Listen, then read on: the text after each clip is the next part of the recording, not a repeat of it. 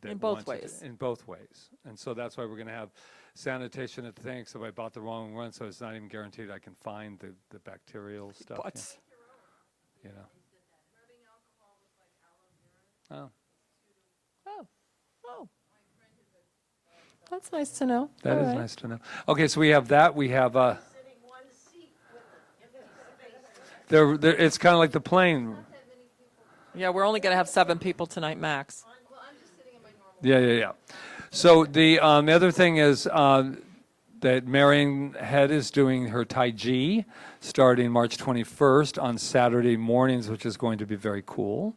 And we have Walt doing Revolutionary Agreements starting on March 30th. Next week we have Richard Diamond, and he's doing his one-man presentation show, whatever. No, Next Thursday. Next Thursday, the 19th. Yeah. And we have so many good things coming up. Where's Sue Buckley? I was thinking of she's doing the movie this month. The movie's and Inner it's Worlds, Outer and Outer Worlds. Worlds, really It's good, really good. Yeah. So that's it. So how's everybody doing? Oh yes. What?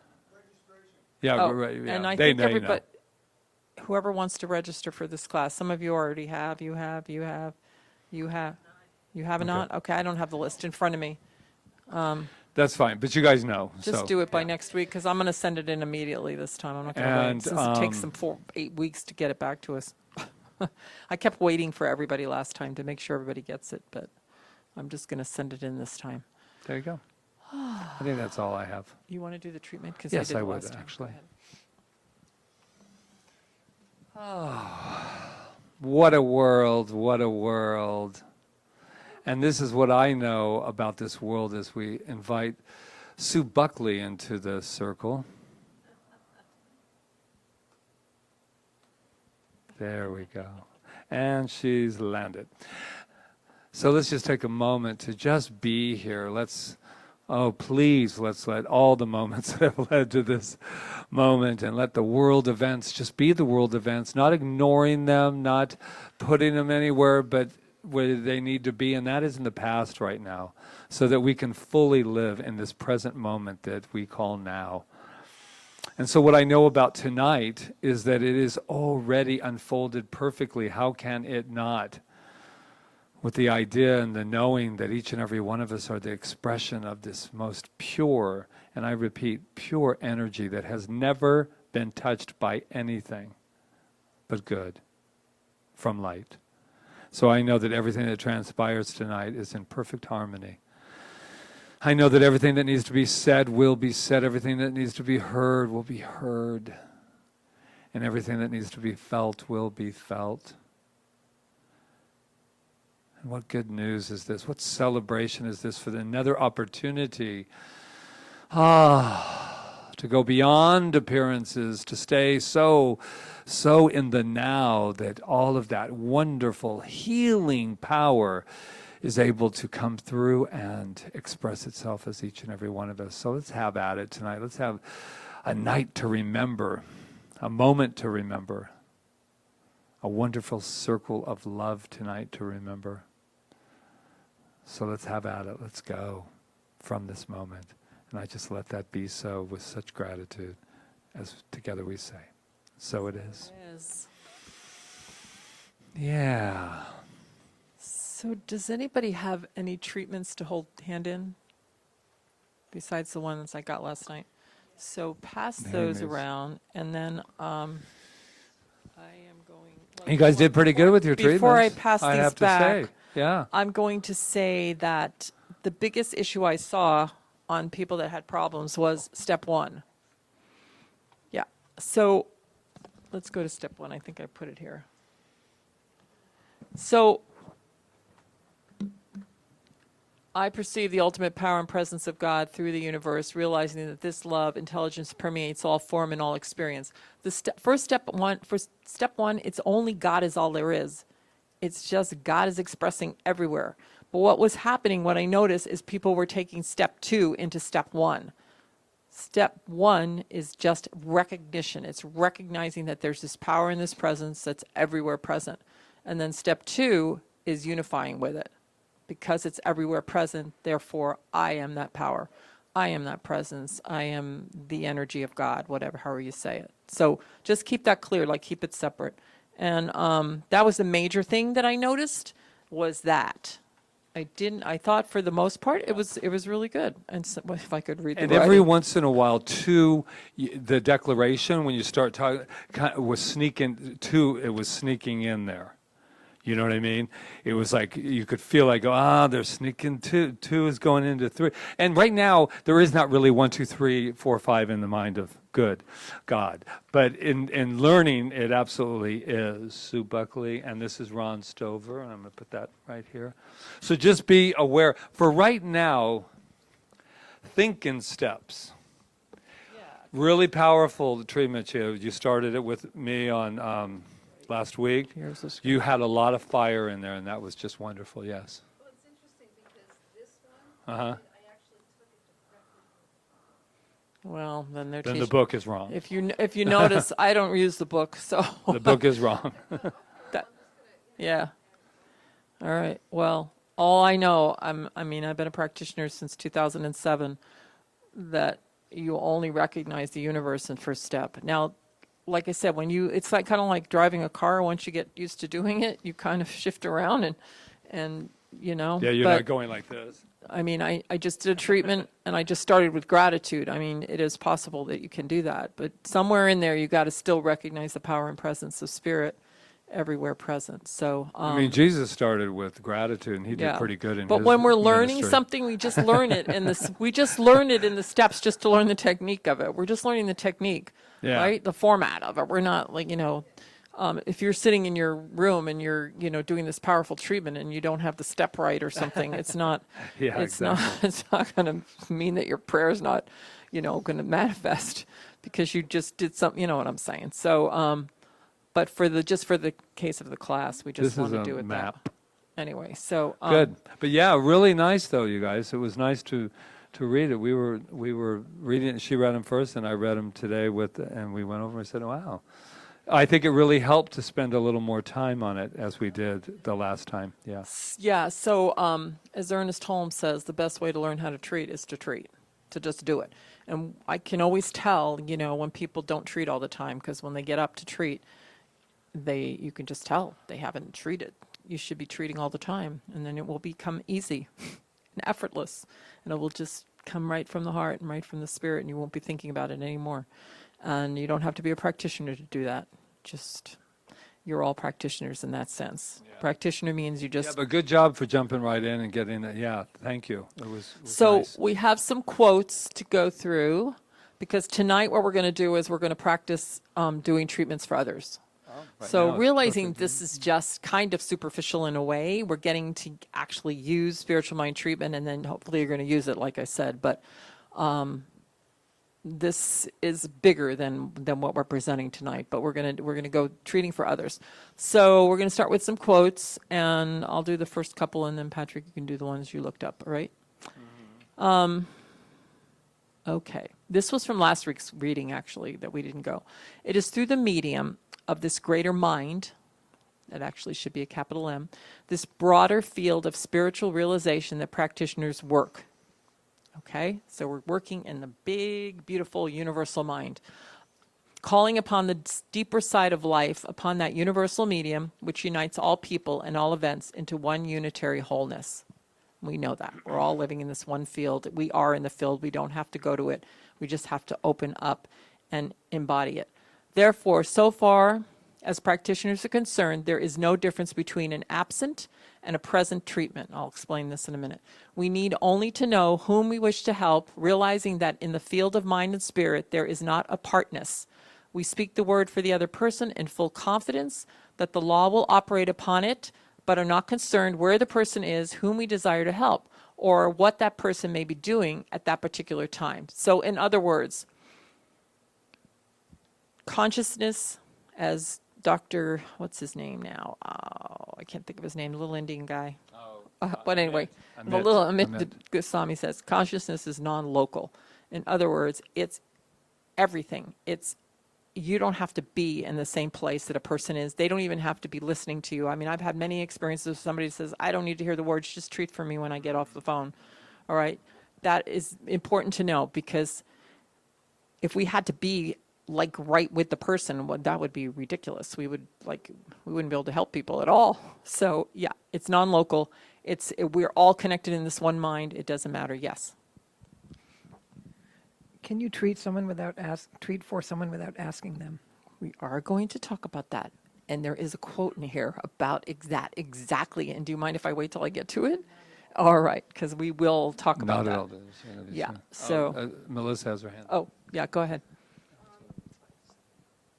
So as I was reading this, this question came up. So the practitioner can just treat for the person, and the person doesn't have to do anything, right? So, I mean, I'm thinking to myself, I've been here for 5 years or whatever, and you guys have been trading multiple times every Sunday, and, you know, a lot. So does that mean, is it a cumulative thing? I mean, how involved does the person need to be versus you guys are treating, and so does it change everything? I mean, does it, you know, I'm just curious how long that would take. Well, you're talking about receptivity, I think.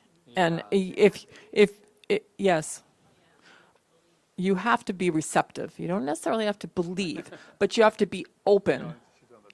The person, the practitioner, has to have the conviction and the belief and the oneness. I mean, we were just working with someone who it was powerful. We could feel it. They could feel it. It was like, It was fireworks. yeah, I mean, and when they hung up, they just went, wow. And they were in some serious trouble. But then it went south. But it was because they somehow lost the connection, and I mean, you could feel it. But that's not our responsibility. Our responsibility is to keep knowing it. Is it cumulative? I think if somebody's not open to it, then I mean, I don't believe that anything's going to happen if somebody's not open to healing, or somebody's not open is not receptive, right? I mean, and yet I've treated for like my relationship with certain people in my family that and done Ho'oponopono and stuff for certain people in my family that I wanted to improve the relationship with. Now I wanted to improve it in my own mind, right? So I was working in my own mind. I wasn't trying to do something to them. And because that I was working in my own mind, the situation did change. Did they change, or did I just look at them differently and just, you know? So it's an interesting question, but I would say in the case of healing, you're working with somebody and that's wanting healing of some sort, physical or financial or whatever, emotional, that there would have to be a place in them that's receptive to the healing, right? Yeah, well, two things. Accumulative, in treatment, it is always in the present moment that it's always happening because it's already happened in the mind of good. But let's talk about accumulative. The accumulative part is that we finally, to the degree, what Rita said about there's a process in healing. There's no process of healing, but there can be a process in healing. There can be a process in healing. The accumulative part I have watched and observed is that after prayer, there starts to be a confidence building within the client or patient or whatever you want to call it, the person. And then they start getting it. In this case, I want to add on where she was talking about going south. It went south not in a bad way necessarily. What happened was that treatment wowed these people, this couple, completely open. It kind of blew the whole doors and everything went open. Sometimes when that occurs, we get very scared. And so did the treatment work? Oh, yes, it did. And also, we don't know, because that could be outlining, because maybe it didn't Yes. turn out the way we thought it should turn out, but it did work. No. Yeah, that's what I think happened, was it opened A up realization. the doors. And then it was like, I always tell it like when I did the treatment for the gentleman, and I opened up the door and he started to heal. And then he realized at the end of the day that he came back and he was healed, but he didn't know what he came back for. And then he died. I mean, because what happened is he could heal the exterior, he could heal the lesions, the things, the everything, and he could heal all that. And then he comes back, and he's going, "Yeah, I healed myself," but he didn't heal what was underneath it. And then he ended up, because they go, how in the hell did he go back? He went back because the healing has to also be from the very root Well, of it. we got to get to the root, the Yeah. cause. That's the thing. We got That to used go to blow cause. me away, you know. It's if the cause is not willing to be released, then it's not going to go away. You know what I mean? It has to. It will go away. It could go away temporarily, but then also healing doesn't always look like it's you think it should look. Like I'm thinking about now this situation, and I think now that I think about it, Yeah, I think a healing did take place. Yeah, it did take place. Absolutely. I really do. Now Well, I'm we saying thot it. he was going to get up Yeah, and we and- thought. and See, tap that was dance, it. We you were know? outlining. We were thinking Yeah. he's going to get up and start. Yeah. But yes. Yeah. Actually, There you go. I That's had a good. revelation right then. Good. We do this in our own minds, and since our minds are, sorry about that, functioning in the universal mind in which each individual mind functions, the realization will rise to fulfillment in the one desiring help according to his or her receptivity. That's exactly what you were just asking. Somebody was just asking. So, yeah, so we're treating in the universal mind, figure in the field, we're making changes in the field, but if that person in the field is not receptive, then they might not feel it, right?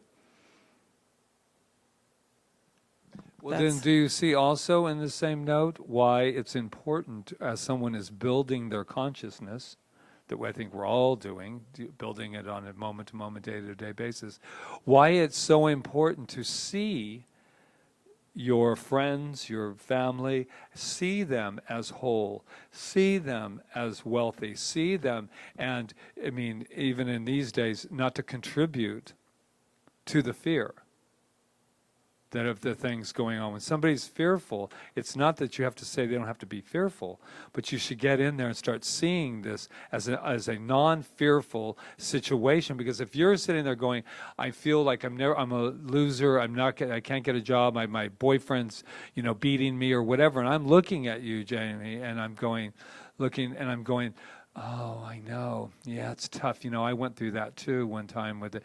Then what we're doing is the consciousness isn't being built from that. When I'm, as a practitioner, as a friend, and forget practitioner, as just that I need to keep seeing you as so whole and so complete and so fearless that even when you're not, that I get to see it. That's the job we must do. Yeah. So you're saying if someone's not receptive, then it's not going to really have any effect. But do you do it even if they're not receptive? Of course. Well, it will have. I think back to cumulative. I've had many sessions. never give up been on anyone. on session 4, and this is what. No, I mean, that's what I... No, but I'm saying that I think what the big thing about treatment is, and Rita and I were talking about it. If I go up and you say to me, that's why Sundays without an actual session in that room, it's lovely and it's good to have that. So let me not be putting that down. But I'm just saying that most of the time I have found in my work as a practitioner that the thing you came to ask me about and to treat for and to know for you is usually not what it really is. If you come up to me on a Sunday and you go, I'm really having a lot of trouble with what you call it, we'll treat there.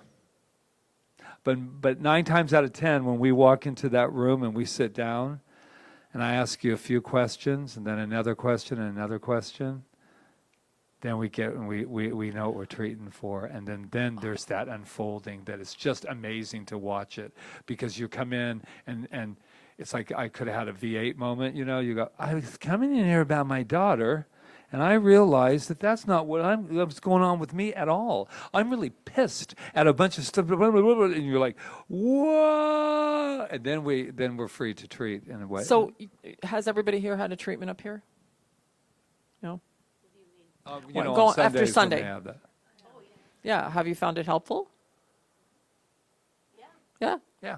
It is cumulative in a way, because what you're doing is you treat until the consciousness has changed. So however many times you need to treat, you treat. I mean, the more engaged you can get as the client with what's happening, the more engaged you can get with the treatment and feeling the treatment yourself and listening and taking it in, the more results you're going to get, right?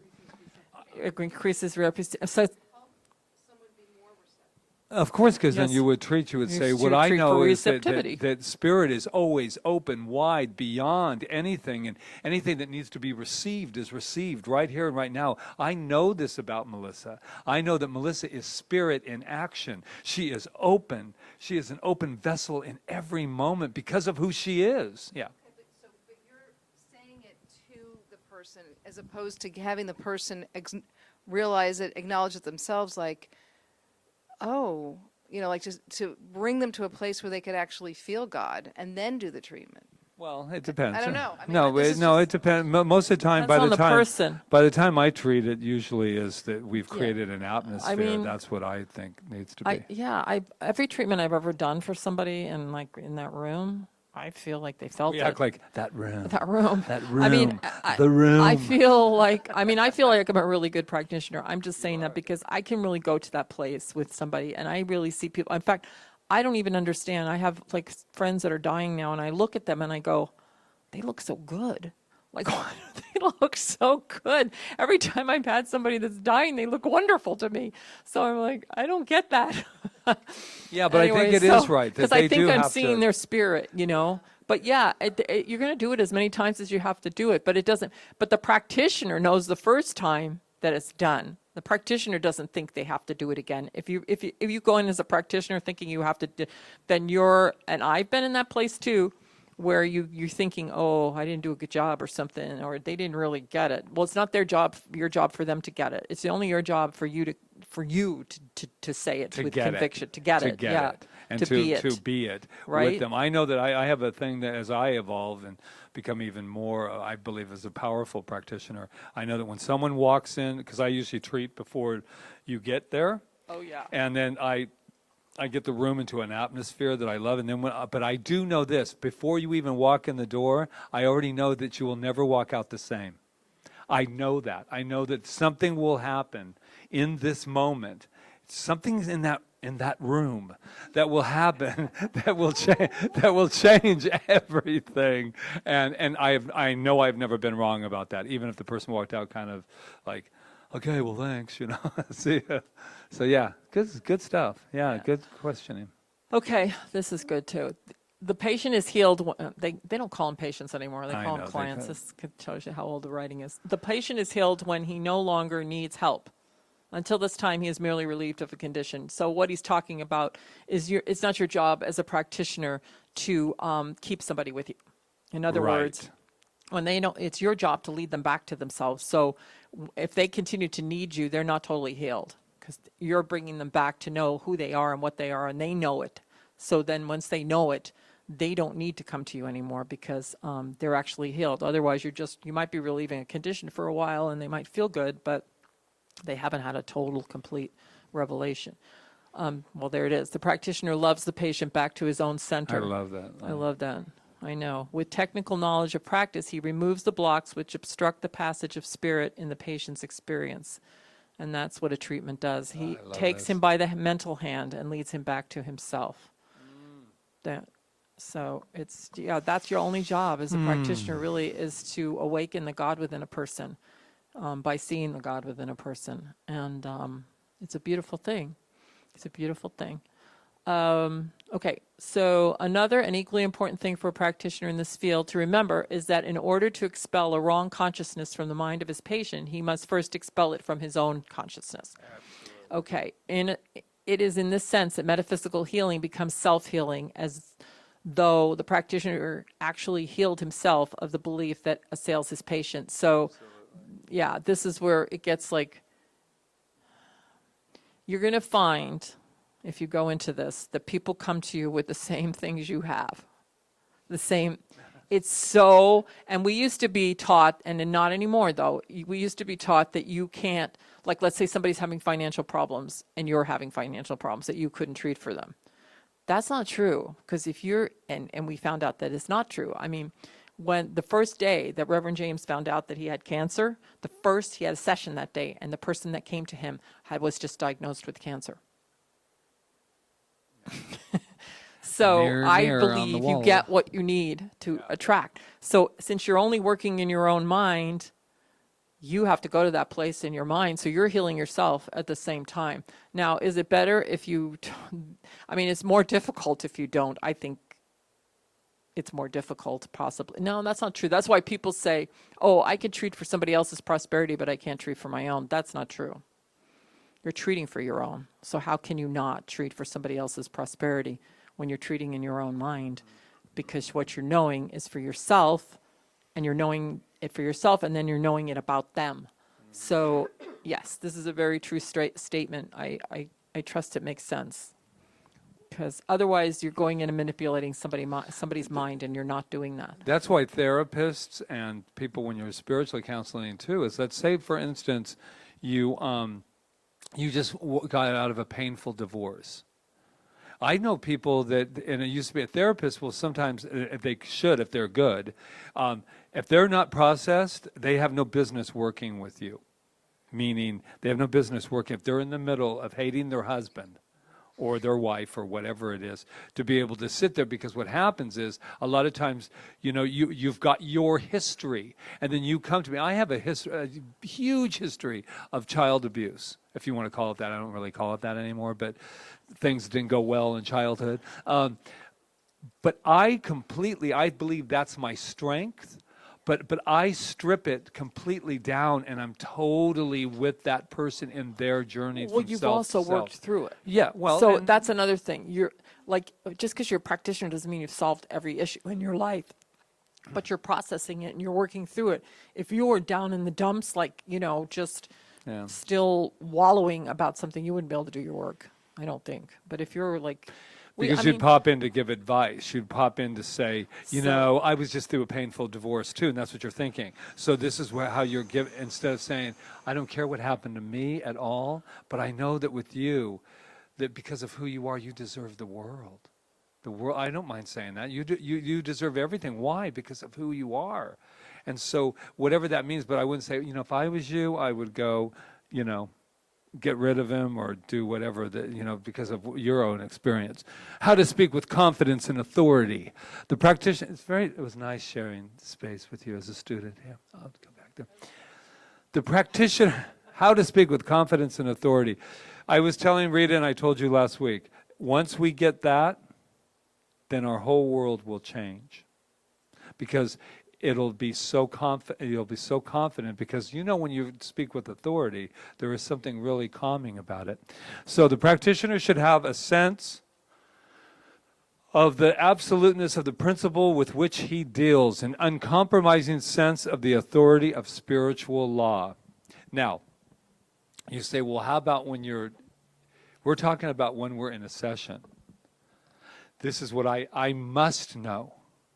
That's why we treat ourselves before we enter the room with you. We treat ourselves, because that way we know this. I've had so many things the last couple days where I really needed to know this, and I didn't have this. I had questions, or I had concerns, not fear, but I had concerns. And I had to still, with that, go back to absoluteness of the principle with which I speak from and treat from. Or, what are we going to have? So this was actually together, but I split it up. When Jesus said that a knowledge of truth can make us free, he was stating this principle, right? That God is everything, that I am everything, that I am God. It is I who speak unto you. That is, it is the truth proclaiming itself. Do we not talk about that? We come from ourselves. We don't wait to get anything out there. We come from ourselves. When you spoke about this trip, Jamie, when you spoke about it, this trip, and we shared, I'm sure you don't care, but you're going on this wonderful, it would be nice if I asked her, though. I'm sure you don't care. Anyway, but she has this trip, and she wanted to go. It was like your trip to New York, too, Rita. It's like, I need to do this, but I don't know. And she came from authority and said, I don't know how this is going to work, but this is the decision I'm making. And everything came through, right? Taxes, everything to come in to demonstrate. But she had to make that decision. I'm taking the trip first. She had to push the reserve button. She had to take the credit card and pay for it. And then Spirit and the world and the law came in and said, let's back it. She made a decision. Let's go. and she'll be on a slope doing her thing. It is I who speak with him. He spoke with the authority and conviction of one who had seen both through the physical and the psychic life to that spiritual wholeness which exists at the center of every person's being.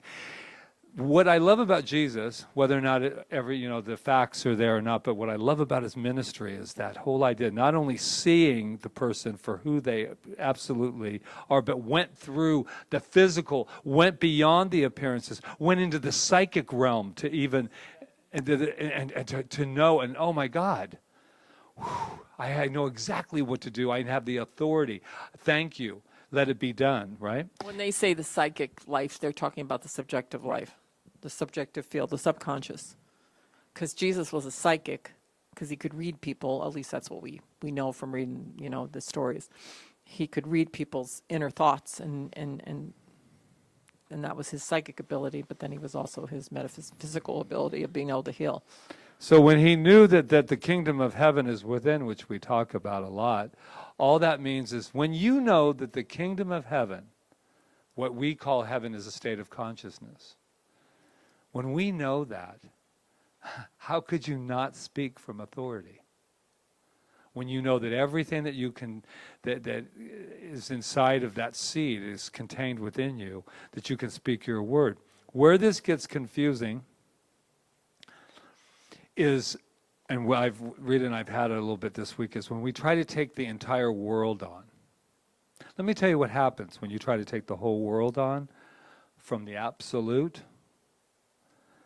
You get drained because you have no business trying to take the world on, because the world is already within you. And when I started doing my work back there, but I was wanting to take care of the fear of the world. In every every airport known to man, I was dealing with their fear. And it's Patrick treat. I'm going, we have to go back to A. Now you go back to A and you treat your world. And you come from your world, and all of a sudden everything started to become calm and filled with light and filled with, I said, oh, now baby, you can do your work. Now you can help your brothers and sisters. Now you can be the kind of minister that you know you are when you come from you and allow this to go forth. Does that make sense? Yeah. Be careful of wanting to take on the world or take on those people that you want for them to get it. Cause and effect are the two sides of one fact. Consciousness clothes itself in form in the individual life as well as in the universal. What does that mean? So it means all is one, yes? Consciousness clothes itself in the individual, meaning that now the universal power flow is moving through, and it's clothed as Patrick. And then when I give up this costume, it'll be clothed in something else. Who knows? As Brad Pitt, perhaps. Who knows what? There is but one cause. It is immediate in its manifestation. This goes with Melissa's. Immediate in its manifestation and is in and through everything. Spirit is the activity of everything, not separated or apart from its manifestations, but in them. This is the Does that make sense? Because that's why it is immediate, but it might take you a moment or two to wear it, to fit it for yourselves. You know when we're trying to make a decision or we're trying to do. Well, even with Anita Marjoni, if you read her story, when she healed from the cancer, she healed mentally first, emotionally, then she came back and her body started to come back, but it did take a moment for her body to heal. Right. But she healed in her consciousness first, and then slowly but surely, and it didn't take that long actually, that she started to lose her tumors and all of that. So, yeah. Because we also talked about it, I thought of Melissa, how we always talk about how much work you've done on your physical self as well, which is really your spiritual self, so there's not much different. But how it feels like, oh, right already sometimes, right? But in reality, we're building up into this consciousness that will eventually, because of the process that we have in the programming that we have, that things take time. And I also know that how about people who take a moment to, we talk about people that go into a healing mode and then they leave, they transition. And you're like, wow, Well, how'd that happen? Well, that was a part of that immediate. I can also hear it. This is, only private between us and Rob and people on the camera. But what I've also realized in people I've worked with and we've worked with is that sometimes the body has went too far. All mystics have said that. Ernest Holmes, if you have a breath left in your body, and Anita proved that, you can come back. He believes that. You can regrow your kidney if you got to. I mean, I really believe that. But sometimes, and I've witnessed it, you know how you've gone a little too far and you go, want to come back. and you go, it is much easier to hit the veil than it is to put this all back, Humpty Dumpty, back together again. And I have noticed it in many times just recently. Dear friend of mine who left, I could tell, and she's beautiful. She said, I just can't change my mind. And that's really hard to hear when you love someone, and it's harder to hear sometimes when especially you're a practitioner, and they're a practitioner, and you're like, holy shit, all my stuff is being, but that was so honest, wasn't it? Oh my God, Patrick, I just can't change my mind about this. And she had already come back, once from it and went back. And that's because when you look at the life, you got to really say, I'm going to have to fight like hell to get back to where I'm going. But you know what? The veil is right there, and I think I'll do that. It's beautiful, and now it's beautiful. It's painful when you love somebody. Can I just say one other thing? No. And I think if we realize that we're vibration, like we're just energy vibrating, that's, to me, is like, what's that's saying? And if we realize that it's just a matter of changing the vibration, Right. changing, which is consciousness, right? But we're not like, we're solid matter in that it's slowed down, I guess, to be here like this in time and space. But in reality, it's still an energy that's vibrating. Yes? I want to throw something with that because it's so important about, my friend that I was just talking about. And so here's the thing. If we would realize that it's the vibration we're changing, it's a lot less work than wanting to change. I don't have a boyfriend. I don't have any money. What if I die without that? And the list that was so long that would make me want to jump. If I only focused on that list instead of going, I don't have to change my mind about all of that. I have to change what Rita was just saying. I've got goosebumps. The vibration. I just have to change the energy right now, and that's my healing modality. Just change my energy, not change the list of what I don't have. That's what's so Yeah. important now with this Oh, that's coronavirus, is us keeping our vibration high. Yep. Keeping our vibration high, taking care of our bodies, taking our vitamins, doing, eating well, doing our exercise, keeping strong physically, but keeping our vibration high, because we can't be hurt if our vibration is at a certain level. And when times we get sick, haven't you noticed when you usually get sick, it's when you're tired or you've worked yourself and you're just like, you haven't done what you're supposed to do with your body. You're just kind of like pushing, and then you're open to everything. So it just really is scientific. I mean, it makes total sense to me, spiritually scientific. Yeah. I had a dream, and it was an important dream that I'd like to share it because it's just exactly this. In the dream, there was the choice, and it had one of those signposts, and on the signpost, it was actually doing a spiritual mind treatment in the dream.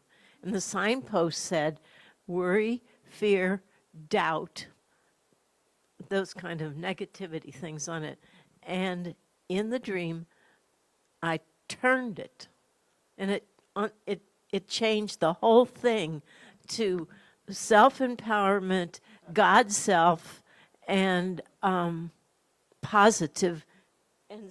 And then it showed me this collage, and then there was great big words, creativity. And when I woke up, my heart was pounding of love in the breastbone. It was just pounding, pounding, pounding. So I was so excited. I got up and I wrote it down, and I went through a magazine and started tearing out stuff to make a collage. This is at 10 o'clock at night. I've been asleep for 3 hours because I was exhausted. So I'm so proud of this. This self-created woman is my higher self, and she has all these diamonds, all this power, and what does it say on there? It's just, she is so strong. I became so strong today that Did you my get it, Rob? vibration changed from feeling almost flu-like to raising it so high that I was just zzz, like that. Good for you, girl. And that was I want to look at it. a lot of times my hands will shake when that kind of, I was still and cool as a cucumber cutting every one of those. This is 3 hours sleep. Pass it around there. Look at it. We'll take a moment to look at it. Yeah. That's awesome. I mean, so to me, that's my demonstration tonight of a spiritual mind treatment in the dream, but the word was creativity. If I didn't make that, then I would not have brought it all the way through for Wow. myself. Wow. So, I love this. yeah. Thank you. So it was a real shift from feeling almost sick to vibrating it out of my body by staying creative all day. Good for you.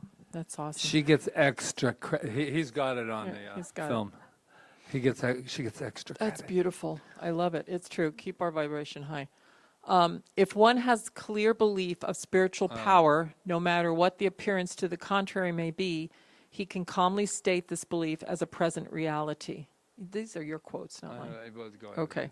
If one has a clear belief in spiritual power, yes, have a clear belief, No no matter matter- what the appearance to the contrary may be, no matter what you're looking at, he can calmly state this belief as a present reality. So in other words, you got to start with your belief that there is spiritual power, that when you're looking at someone, no matter what, or a situation, no matter how contrary it is to what you're wanting it to look like, Right. you have to, if you come from a spiritual power of belief, then, and to be able to see that as a spiritual reality, that's how the change takes place. That's how the Because it demonstration lands is in the made. present moment. Right. This present now. Go ahead. We now know the unconscious mental patterns repeat themselves with monotonous regularity. Well, that's true, right? We see then that man is a house divided against itself, yes? I love He this. hopes, he exclaims, I do believe.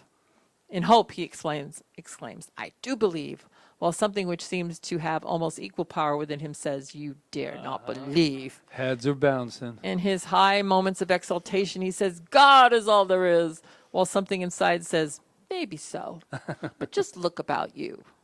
And so the argument for and against life goes on. I think that means That's what we're goes in working with. automatically. That's what we're So working yeah, with. that's the subconscious. That the things like that's why when Joe Dispenza says you can't just be positive. It's not just about being positive. You have to go dig into that subconscious and change it. Yes. So that's kind of like what I'm up against right now. There's just all this fear has come up in me, and it's just all this, it's old stuff, and it's just, I don't really, I mean, I'm basically saying it's better out than in, because unless I'm not squelching it anymore, I'm not, like covering it over. But Yeah. as it's happening, it's exhausting, so it's kind of like,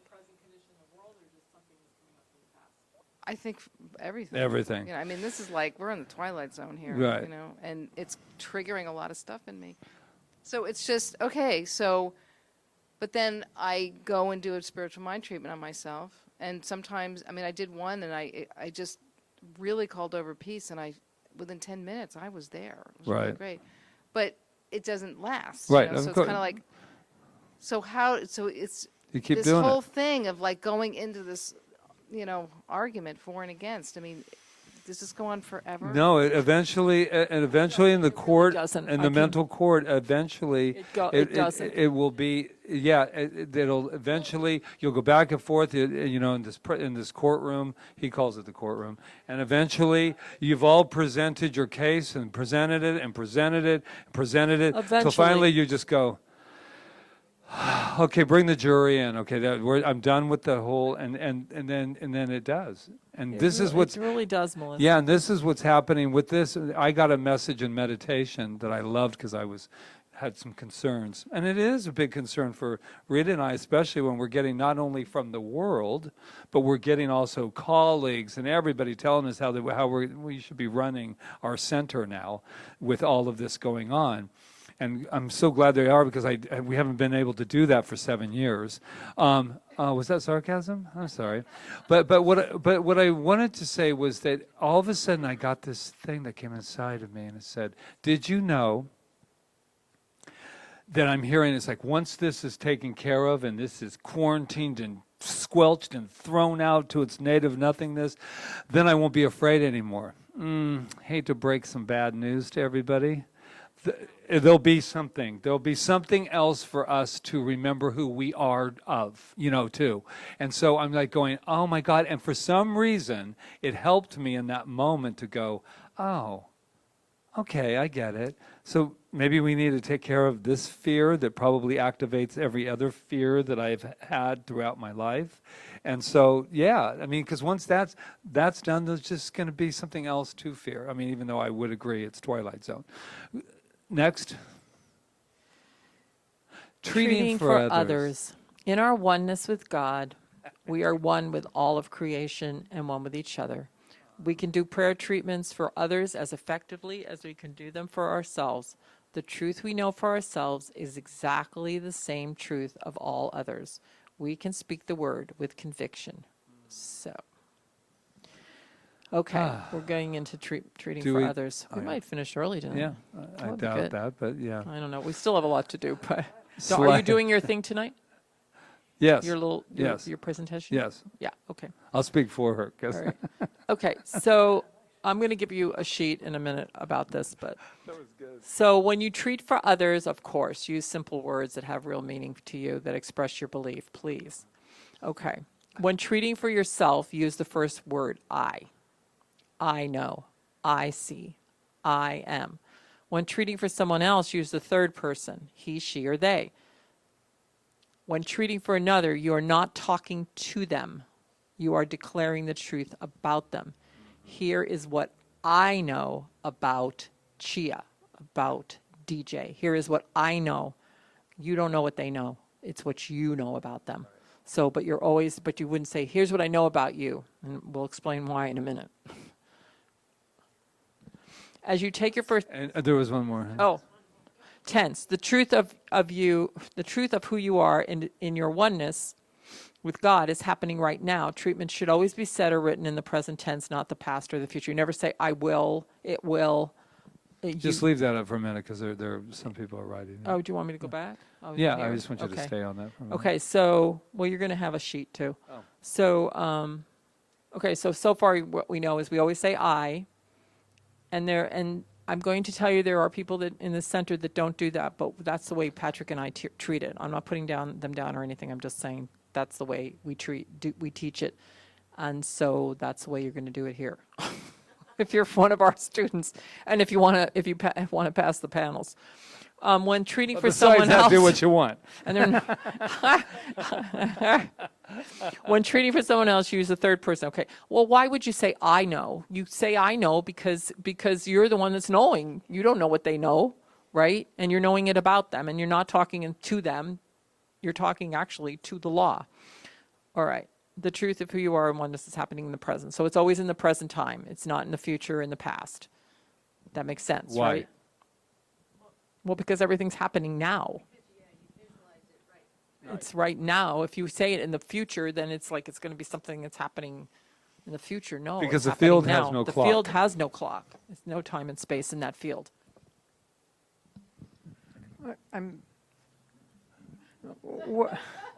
Stereo. What about the phrase, it is already done? What tense is that? Present. It's already done. It's already present. done. Oh, well, In the mind of God, it is already done. I get what you're saying. It's all tricky words. I don't know. I use that. It's already done. Once I've treated, it's already done. It's already complete. Yeah. Right. It's already done. Yeah, it's the word done. Like it sounds like it's past, but I don't really think of it that way. When I went up for treatment one time, Dr. Peggy, and she said a sentence that made everything clear to me. She said, "What can I know for you?" And that just, oh. And then when she knew, it just was like, oh, we were one. It was made it really easy. What can I... You became a participant in what can I know for you. The same thing I remember thinking of James. Reverend James said during our, I don't know if it was ministerial or whatever, but he said, don't go to sleep during the treatment. Do you know what I mean? It's This is true. And so I vibrate, and I started doing that with when he would, because what happens is they don't say you haven't done it on Sundays, but they start to go, this is what I know, and everybody's like, yeah. It's like, oh yeah, our Father who art in heaven, hallowed be thy name, the kingdom come. But what happens is if you'll connect to it, it's really a different vibe, man. Because all of a sudden he was like, ever since he said that, I started going, okay, I'm going to listen to that, and all of a sudden you start vibrating at that. So that's because, why you're always falling asleep when I treat for you. well, only when you bless the food, because I'm like, I'm starving. No. Oh! Wow. What happened to the respect I used to have in this club? As you take your first step to treating for someone other than yourself, keep always in mind that you are not in any way manipulating or influencing anyone. You are only working to clear your own consciousness so that the spiritual truth about the subject of your treatment and her affairs can be clearly seen by you, wholly accepted by you, and turned over to the law and allowed to manifest. So it's like this whole thing with the coronavirus. If you're getting exhausted, if you're treating about it and you think you have to change the whole world's consciousness about the coronavirus, you're going to be exhausted. You only have to change your own consciousness about it and release the fear. So, because we can't manipulate other people. It's impossible. It's not what we do. We could try, but God it's knows I've tried. yeah. So, this is okay, always... this is what you asked before. What if they haven't asked for a treatment? I put that because that's always happening around here. The best treatment in this instance is about divine right action taking place in all areas of the person's life. It would be manipulative to attempt to choose an outcome for him or her through your prayer. The law in which we are treating does not know the other person's inner choices. Don't forget, the law doesn't know anything. It only knows what we tell it. Oh, does know. Does know the other person's inner. Oh yeah, it does know. The law within that person. The law within that person does know. Right, exactly. All right. Divine right action affirms that the person now knows she has a choice without outlining what that choice ought to be. So in other words, an ambulance goes by. We're treating. We're not going to treat that. What I know right here and right now is that person's, perfectly healthy and everything about that situation is, manifested in perfect health and he is healed and blah, blah, blah, blah. No, because we don't even know if he wants to be healed. We don't even know what's going on. We don't know any of it. All we know is that whatever is happening in that ambulance, divine right action, is taking place, and that there is all the support necessary to bring whatever it is forward that needs to come forward, and that it's good, and that what's the word I want to use? It just went out of my mind. Just the divine right action is in place, basically, yeah. And it's good, and the person is surrounded by love and infused by love, and all that is good for that person is coming forth right now. It's feeling safe. And there's safety and all of that. But other than that, I don't think there would be anything else to say. So what they're also talking about is if somebody comes to you and they go, I want to let you know I'm having a trouble with my mother-in-law, and I think that she really needs to do this. She's having, she has this situation with, my dad, and I just really think that she needs to, you cannot treat for that mother-in-law because you don't have a clue what that mother-in-law wants. You can bring in You can her bring in and- love and whatever, but you just. Yeah. What I mean is, you can't manipulate. That's People good, will. DJ. People will Wow. come to you and say, "I'm having trouble with my husband, and I need him to do this."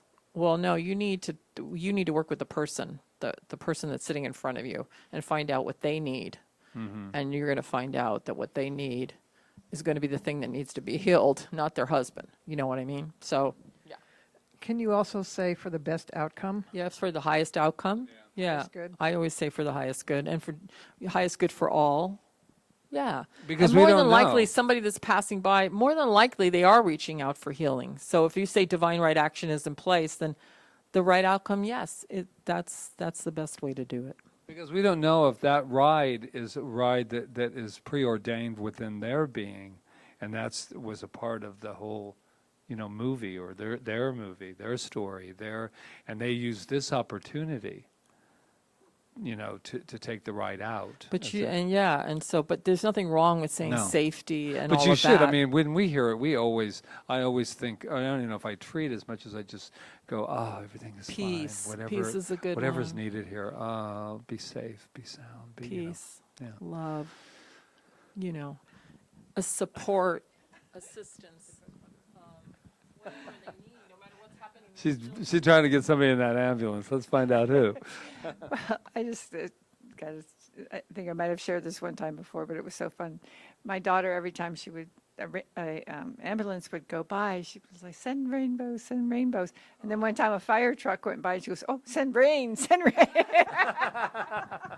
Oh, that's Oh, yeah. Those crazy kids. Okay. I love that picture. I love that picture. Another important factor in treating for someone's recovery from an illness or injury is the awareness that a cure and a healing are not the same thing. And we've talked about this a little bit already, though they coincide. A cure has to do with the disappearance of the physical symptoms of the dis-ease, the physical symptoms. Healing is the attainment of spiritual wholeness in the ill person's consciousness regarding dis-ease. Whether the symptoms persist or end, even if the healing entails the person's transition beyond physical form, the experience we commonly call death.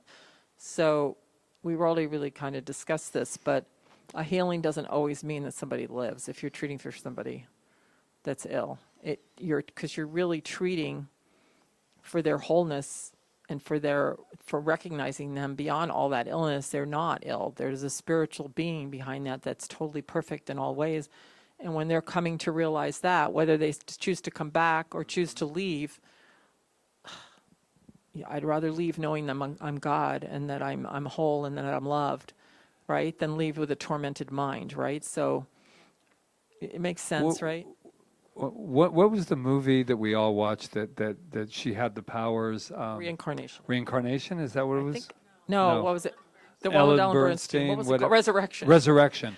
And I always remember the most powerful moment in the film was when she was healing all these people, and they were all getting up and they were doing it, and they were all around this woman, and they were wanting her healed, and she kept going like this, and nothing would happen, and finally you could see the character just, she gave up, not gave up on her, but stopped, and she said, she's not ready to be healed. And I got it because there is, if you've ever watched anybody that's been sick for a long time, there is still a story in that. You've experienced it. There, you go, well, why aren't they getting up and why aren't they doing? But there's another story. There's another beautiful movie that's being made. And sometimes, and we're going through it with somebody that's having a lot of trouble taking care of somebody that's not well, and still, maybe they're not ready.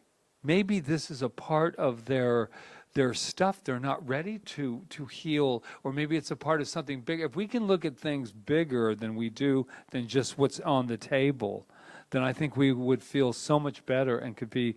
Doesn't mean we want them suffering, but I do know that would change my viewpoint when I saw her go, oh, she's not I ready. think she said she needs her illness or Oh something. yeah, she needs her illness now.